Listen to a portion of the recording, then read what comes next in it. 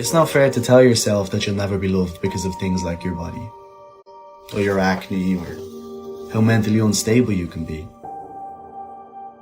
And it's funny because when your friends say these things about themselves, you feel compelled to disagree. Because it isn't true. Like, my friends are beautiful. They've got so many great things going for themselves. They're smart, they're funny, they're brave, they're healthy. Like, of course they're gonna find somebody who loves them deeply. But when your friends disagree with what you've just said, and they offer you some words of encouragement, it's almost like it's a lot less believable. But you need to understand that people perceive you the same way you perceive your friends. And those things that you consider to be your flaws are often the things that people admire about you most. And those flaws don't make you unlovable. They make you human. If you want to stop overthinking, if you want to start seeing the brighter side to life, you're going to have to learn to stop resisting things and to begin accepting them. I think that's what people don't understand. Being a positive person and thinking positively doesn't necessarily mean that you're not going to have negative thoughts. It just means that when you do, you know exactly how to deal with them. Because negative thoughts are always going to be a thing. Always. Till the day that you die. So it's important that you understand how to accept them when they do appear. Letting them in, thinking about them for just a little while, and setting them free. Acknowledging that they are thoughts. They are not real life, they are simply things that are existing within your mind. Acceptance. If you're listening to this, please be conscious of what you let into your life nowadays, because some of the most poisonous people can come disguised as friends or family. So if you do recognize an ongoing pattern of toxic behavior, leave. And don't feel bad for leaving, because you do not owe anyone anything but the same amount of respect that they show you.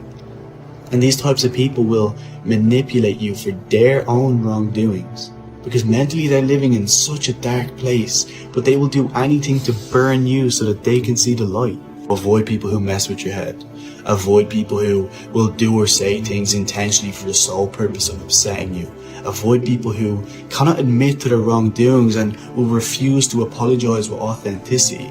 Avoid people who expect you to prioritize them but then refuse to make you a priority, and avoid people who play the victim when confronted about their own toxic behavior, because you're so much better off without them.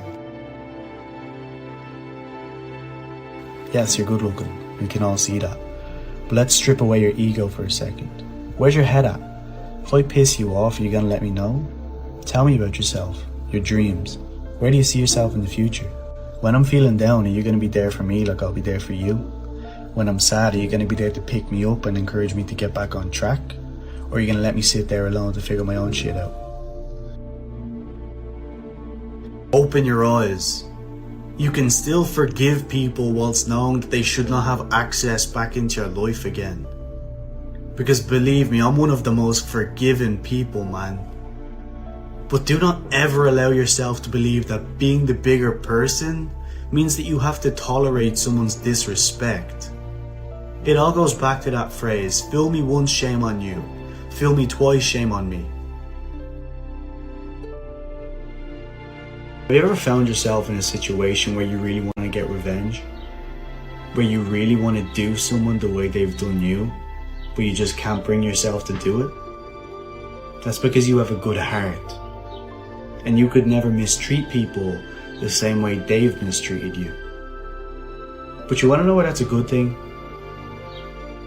It's because anyone who has ever hurt you or mistreated you the way that they have, they're suffering themselves. And I mean that because no person, and I mean no person on this earth will ever treat you the way you've been treated if they are content with themselves. So as much as you wish you didn't have a good heart, I thank you for having one. Because you may just be the reason someone is still alive.